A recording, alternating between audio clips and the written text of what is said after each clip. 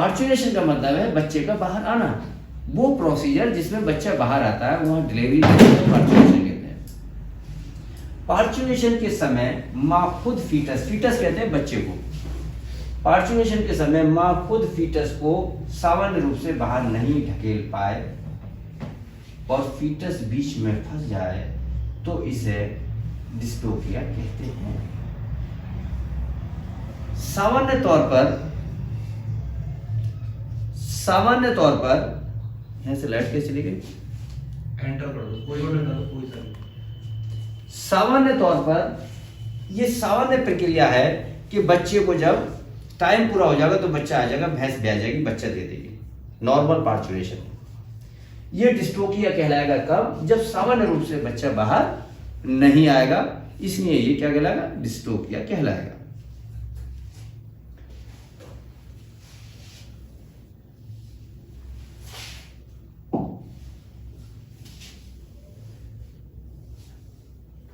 Parturition की 3 अवस्थाएं होती हैं। पहली अवस्था क्या होगी, सर्विक्स का रिलैक्स होकर चौड़ी होना, सर्विक्स का रिलैक्स होकर चौड़ी होना। सर्विक्स उस हिस्से को कहते हैं, यूट्रस के 3 पार्ट्स होते हैं, एक सर्विक्स बोला जाता है या उसको ऑस बोलते हैं, उसके आगे बॉडी ऑफ यूट्रस होती है, उसके आगे हॉर्न होते हैं। 2 हॉर्न होते हैं, लेफ्ट और राइट का हॉर्न होता है। हॉर्न और सर्विक्स या ऑस के बीच में बॉडी ऑफ यूट्रस होती है, उसके सबसे पहले वाले हिस्से को ऑस कहते हैं। ऑस का मतलब है बच्चेदानी का मुंह।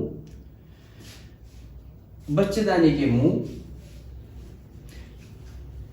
रिलैक्स कहते हैं, ढीला होना। सर्विक्स का रिलैक्स होकर चौड़ी होना, मतलब सर्विक्स जो बच्चेदानी का मुंह है वो ढीला पड़ जाएगा और ढीला पड़कर चौड़ा हो जाएगा।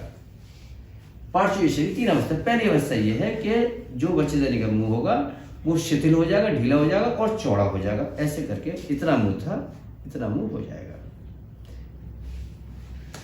दूसरी अवस्था क्या, यूट्रस के कॉन्ट्रैक्शन बढ़ना व फीटस बाहर आना।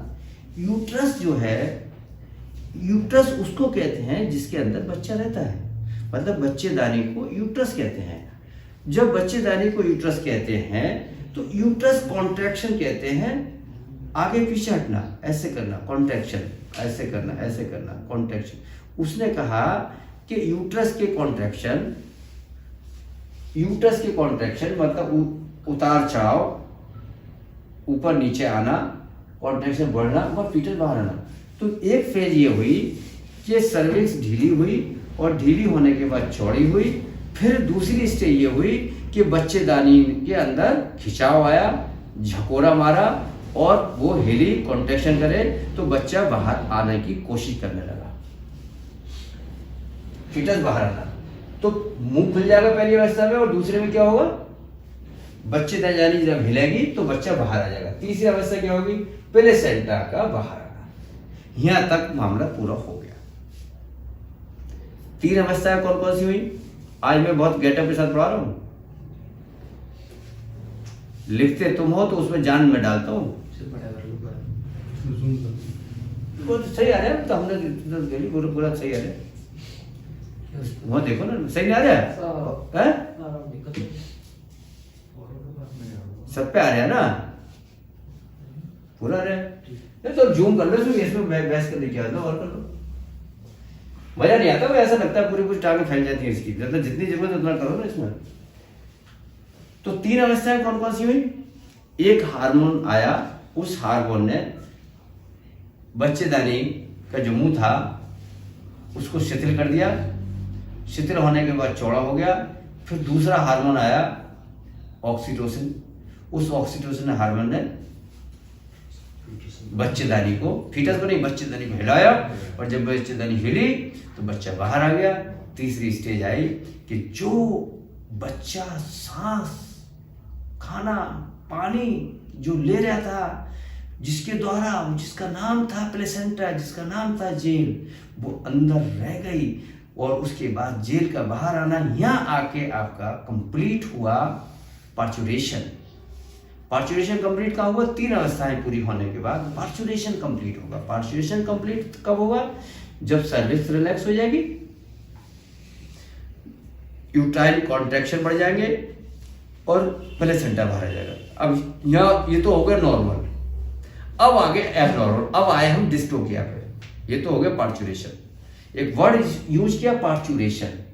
पार्चुरेशन मतलब नॉर्मल प्रोसीजर, नॉर्मल तरीका बच्चे आने का, ये पार्चुरेशन है। कोई कंफ्यूजन यहाँ तक? बहुत लंबा पढ़ाना है ये, एक दिन में खत्म नहीं करना ये, बीच में रोक देंगे इसको जैसी टाइम पूरा हो जाएगा। इसको इतना मजा ले लेके पढ़ाना है, क्योंकि बहुत सारे पशुओं की जो कैजुअलिटी होती है, वो डेथ होती है, वो इसी बीमारी में होती है, जिसको बचाया जा सकता है। और जिसने बच्चा निकाल लिया वही सबसे बढ़िया महान है। तो पार्चुरेशन की पहली और दूसरी अवस्था, पहली और दूसरी अवस्था हो गई। अब ये कह रहे हैं पहली और दूसरी अवस्था में अगर समय ज्यादा लग गया, पहली अवस्था क्या थी? बच्चेदानी का रिलैक्स होना। दूसरी अवस्था क्या थी? फीटस का बाहर आना। इसमें ये डिले हो जाए, लेट हो जाए, अंतर आ जाए, ज्यादा फर्क आ जाए। पार्चुरेशन की पहली और दूसरी अवस्था में समय अधिक लगे और फीटस को बाहर निकालने के लिए बाहर से हेल्प लेना है, बाहरी हेल्प की जरूरत पड़े। दूसरे शब्दों में यूं कहते हैं कि ऐसा पार्चुरेशन जिसमें जरूरत से ज्यादा हेल्प की जरूरत पड़े, आंकड़ों के मुताबिक 4% गाय भैंसों में डिस्टोकिया होता है। लेकिन भारतीय परिस्थितियों में मां की शारीरिक कमजोरी व अन्य कई कारणों से डिस्टोकिया अधिक होता है। घोड़ियों में 1.5% मामलों में डिस्टोकिया होता है। जो गाय भैंस पहली बार ब्याती है उनमें उन गाय भैंसों की तुलना में डिस्टोकिया अधिक होता है। देखिए, इनका कहने का तात्पर्य ये कहना चाह रहे हैं कि हिंदुस्तान में या पूरी दुनिया में गाय और भैंसों में 4% गाय भैंसों में डिस्टोकिया पाया जाता है। घोड़ी में 1.5% डिस्टोकिया पाया जाता है। ये कह रहे हैं इंडिया में कुछ ज्यादा पाया जाता है। वो है मालन्यूट्रिशन। वो है जब आप उचित मात्रा में न्यूट्रिशन नहीं देते हैं, न्यूट्रिएंट्स नहीं मिलते हैं, तो due to the weakness of uterus, due to the weakness of body, due to the weakness of foetus का ज्यादा धड़कन नहीं होगी, ज्यादा मूवमेंट नहीं होगा, तब भी डिस्टोकिया का कारण बचेगा। यूट्रस में ज्यादा दम नहीं होगा तब भी डिस्टोकिया का कारण बनेगा, और भैंस में अगर दम नहीं होगा तब भी। 3 फैक्टर हैं। अगर यूट्रस दमदार है तो बच्चा बहुत जल्दी आएगा। कॉन्ट्रैक्शन मतलब फीटस दमदार है तो जल्दी आएगा। यूट्रस में दम है, कॉन्ट्रैक्शन ज्यादा हो तब बच्चा जल्दी आएगा। और माँ में दम है तो ताकत ज्यादा लगेगी तो बच्चा जल्दी आएगा। फिजिकल तो माँ को ही दम लगाना है। तो इंडिया में क्या होता है, माल न्यूट्रिशन है, जब कमी हो जाती है तो वो लबारा आसानी से नहीं आता है। और बहुत बड़ी बात यह है कि लोगों को ज्ञान भी नहीं है कि कैसे बच्चा आना चाहिए, उसको जल्दबाजी करते हैं। तो ज्यादातर डिस्टोकिया जल्दबाजी की वजह से, तो मैं तो कहता हूँ 4% भी ये फिगर सही नहीं है। 1% मुश्किल से डिस्टोकिया होता होगा, क्योंकि मैंने जितने डिस्टोकिया शुरू की लाइफ में की है उतने डिस्टोकिया के केस उससे ज्यादा मेरे पास आते हैं, और वो सारे टेलीफोन पर सॉल्व हो जाते हैं। क्योंकि अब हम उस स्टेज से आगे निकल चुके हैं जो हम कहीं बच्चा निकालने जा रहे हैं। हम उससे एक बात कहते हैं, वेट एंड वॉच। तो जब ये रिकॉर्ड किया गया होगा 4% डाटा, आज से 20 साल 30 साल पहले, तो 4% डाटा जब रिकॉर्ड किया गया होगा, आंकड़े जब रिकॉर्ड किए गए होंगे, तो उन केसों के भी रिकॉर्ड किए गए डॉक्टर से पूछ कर कि कितने आपने टॉर्सन, कितने बच्चे आपने निकाले। इसका मतलब ये था कि उस बच्चे को उसने निकाला जो 4 घंटे 6 घंटे बाद ब्याह सकती थी। तो मेरा जो आंकड़ा है, जो मैं आज आपको आंकड़ा देना चाह रहा हूँ, मेरे पास जितने भी फोन आते हैं उसमें से मोर देन 99% वो भैंसें आराम से ब्याह जाती है 2 घंटे बाद, 4 घंटे बाद, 6 घंटे बाद। और जो फोन आते हैं कि नहीं ब्याह रही 6 घंटे बाद, तो मैं कहता हूँ एक पलटा मार दे तो ब्याह जाएगी। एक पलटा मारने के बाद वो कहता है मुतड़ी आ गई और भैंस भी आ गई, वाटर बह गई। ये जब काम हम कर रहे थे अब से 20 साल पहले, तो हम सारे गलत काम कर रहे थे। हम इतना तेज भागते थे कि ऐसा ना हो कि बच्चा मर जाए, हम इतना तेज भागते थे। तो वही गलतियां जो हम कर रहे थे जिससे भैंस को नुकसान हो रहा था, वो गलतियां आप ना दोहराएं। आपको पैसा लेना है, मुझे पैसा लेना है, पैसे के बहुत सारे तरीके हैं, किसी भी तरीके से पैसा कमाया जाता है। एक दिन आप सही काम करके देखिए और सही काम का पैसा लेके देखिए, आपको बेहद ज़्यादा तसल्ली मिलेगी। कैसे सही काम क्या करके? जब तक आप बड़े डॉक्टर नहीं बन सकते, पूछो कब तक? जब तक किसान से ना कही वो डॉक्टर बहुत काबिल है, तुम अपनी पूरी लंबी वाली डिग्री को लेकर घूमना सब में, उससे कोई नहीं पूछेगा। जब मैं ये पूछता हूं, मैं लोगों से कहता हूं कि तुम्हें नंबर किसने दिया? बोले फला गांव से दिया। बोले तुम्हें पता है इस ऑपरेशन को करने में कितने पैसे लगते हैं? बोले हाँ सर उसने बता दिया इतने पैसे लगते हैं, लवारा ठीक हो जाता है। हमें बताना नहीं पड़ रहा, वो किसान ही उसको मोटिवेट कर रहा है कि पैसे तो कुछ ज्यादा लगेंगे लेकिन तेरा लवारा पेशाब में बनकर ठीक हो जाएगा। मेरे 3 लवारे ठीक हो गए। और अगर तुम सारी दुनिया की ताकत मिला के उसको लगा दो, और अगर किसी किसान ने ये कह दिया कि साले करा मत दिए मेरा मर गया, तो तुम्हें और तुमसे वो फ्री में भी नहीं कराएगा, पैसों की तो अलग बात है। तो जिस दिन तुमने लोगों का यकीन और विश्वास ढूंढना शुरू कर दिया, मैं कोई पढ़ा के जानता हूँ? कुछ भी नहीं जानता हूँ, ना मुझे कुछ याद रहा, ना मुझे चीजें याद रहती है। डायबिटिक हूँ, शुगर का पेशेंट हूँ, कोई भी चीज भूल जाता हूँ। लेकिन मैंने लोगों के विश्वास को जीत लिया। इस तरह जो लोग हैं 240, 250, 300, 400 स्टूडेंट है मेरे, मैंने कि विश्वास को जीत दिया कि डॉक्टर उमर खान अगर कोई बात कह रहे हैं तो उस बात में दम है। ऐसे मैं आपसे कहता हूं, अगर आपने किसान का विश्वास जीत लिया तो वो आपका सुबह शाम तक इंतजार करेगा। तो विश्वास जीतने में थोड़ा सा आपको समय लगेगा और जीतिए आप। देखिए डॉक्टर साहब को पूछो, कमजोरी मैंने ये बता दिया आपको कि डिस्ट्रोफिया जो है उसका कारण है 4% गाय भैंसों में होता है, 1.5% घोड़ी में होता है, घोड़ों में होता है, घोड़ी के अंदर होता है। और इसके इंडिया में ज्यादा इसलिए होता है चूंकि इसमें कमजोरी होती है। डिस्ट्रोफिया होने का नतीजा क्या होगा? नतीजा मतलब का उसका परिणाम क्या निकलेगा? अगर डिस्ट्रोफिया होगा तो क्या क्या नुकसान हो सकता है? डिस्ट्रोफिया मीन्स डिफिकल्टी इन बर्थ। अगर लिख के आदमी पढ़ा दे तो उसकी टांग के नीचे निकल जाओगे। कौन से वर्ड को कहाँ अदाई करनी है, कितना दम देना है, कितना उठाना है, कितना उसमें अपना अनुभव डालना है। अगर आपने पनीर ला के रख दिया और पनीर में तड़का नहीं लगाया तो कोई मतलब नहीं है। डिस्ट्रोफिया के कारण, 2 कारणों पर डिस्ट्रोफिया के, मूल कारण और तात्कालिक कारण। यदि मूल कारणों को समझा जाए तो काफी हद तक डिस्ट्रोफिया होने से बचाया जा सकता है। अगर मूल कारण हमारी समझ में आ जाए तो काफी हद तक इस डिस्ट्रोफिया होने से बचाया जा सकता है। ये है बड़ी बात। मूल कारणों को 2 भागों में बांटा जा सकता है। मूल कारणों को 2 भागों में बांटा जा सकता है। कौन कौन से भाग है? आनुवांशिक, पोषण व रखरखाव और इन्फेक्शन। अगर आपने मूल कारण समझ लिए, पहले समझ लिए आनुवांशिक कारण, पोषण व रखरखाव और इन्फेक्शन, कि इन्फेक्शन ना हो और ये नहीं हो। अब इसमें क्या है? चोट लगना, अन्य होना। तात्कालिक कारण क्या है?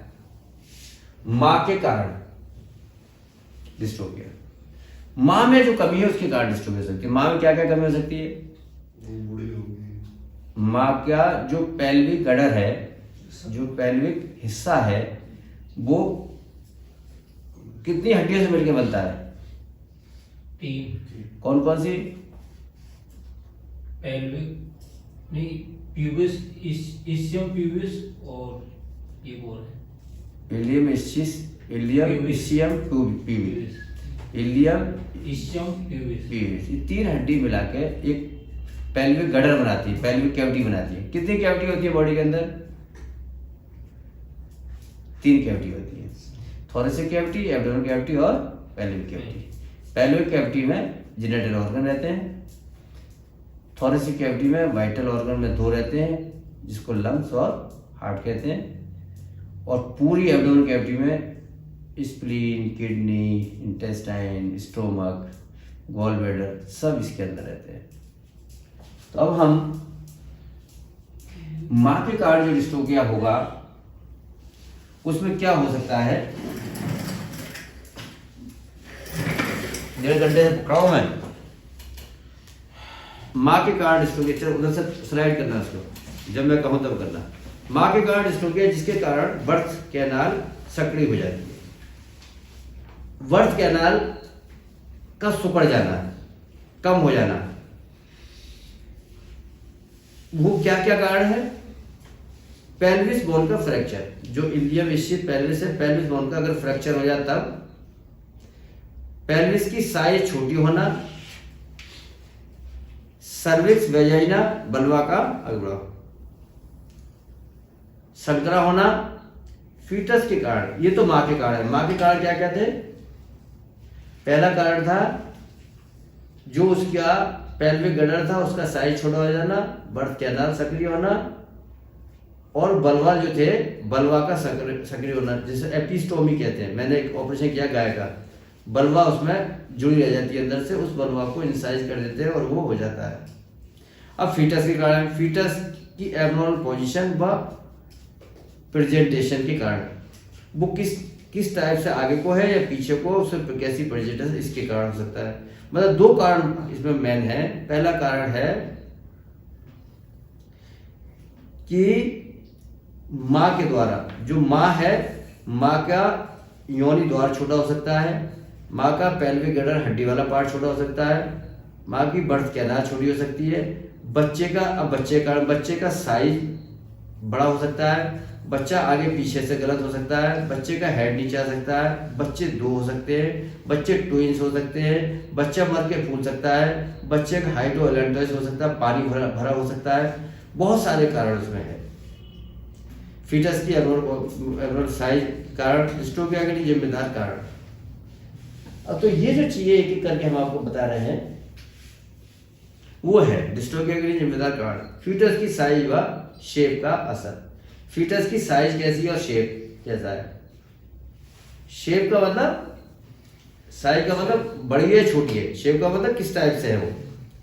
माँ की साइज और शेप का असर, माँ की साइज क्या है और शेप क्या है, इसका असर। गर्भकाल का असर, गर्भकाल कितना है, ऐसा तो नहीं कि ओवर हो गया, 10 महीने से 10.5 महीने हो गए, 11 महीने हो गए तो ओवर साइज हो गया। माँ की उम्र का बड़ा असर पड़ता है। बताओ उम्र का क्या है? अगर पहलवान है, पहली बार ब्याही, तो डिस्ट्रोफिया के चांस से ज्यादा भी बताया था।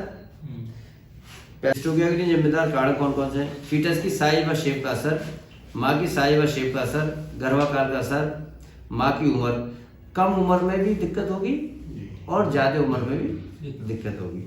ज्यादा उम्र में क्यों दिक्कत होगी पूछा था मिस्टर राजीव। सारी चीजें स्थिर हो जाएंगी फिर। हाँ, ब्याने के लिए किन चीजों की जरूरत पड़ती है? एनर्जी में यहाँ पर किसी की जरूरत पड़ेगी? बच्चेदानी में इतना दम होना चाहिए कि वो कॉन्ट्रैक्शन करे, माँ में इतना दम होना चाहिए कि बच्चेदानी को पुश करा दे, और बच्चा इतना हंसफुस होना चाहिए कि वो कुलाचे मारते हुए बाहर आ जाए।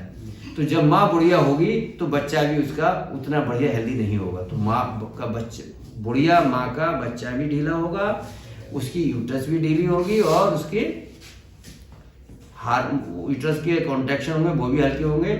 इसलिए बूढ़ी भैंस में और हीफर में, जवान भैंस में डिस्ट्रोफिया की प्रबल संभावना होती है। प्रबल निकल के आई कि गर्मी में और सर्दी में फर्क ये पड़ता है कि गर्मी और सर्दी में, सर्दियों में भैंस का मूवमेंट नहीं होता है, भैंस एक जगह बंधी रहती है। जो दिसंबर में, जनवरी भैंस ब्याती है तो ठंड में कोठे से बाहर को भैंस को निकालता नहीं है, थोड़ी देर को धूप में ला करेगा। और गर्मियों में भैंस एक्सरसाइज करती है, दौड़ भाग करती है, इधर जाती है उधर जाती है, बड़े दिन होते हैं बाहर घूमती फिरती है।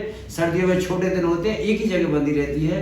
इसलिए बहुत बड़ा असर होता है, एक्सरसाइज का मूवमेंट कम होता है, ना कि डेज की चक्कर में बना रहे। तो ज्यादा चूतिया मत बनाया करो तुम। ये बात सही है या मेरी बात ज्यादा सही है? नहीं, आपकी बात सही है, मूवमेंट ज्यादा होगा, बहुत ज्यादा मूवमेंट आएगा। जी। पार्श्व का मौसम पे अनुवांशिक असर होगा। आगे बढ़ा बेटा, पूरी जांच करें। पूरी जांच से मतलब क्या है? बलवा जानते हो? बलवा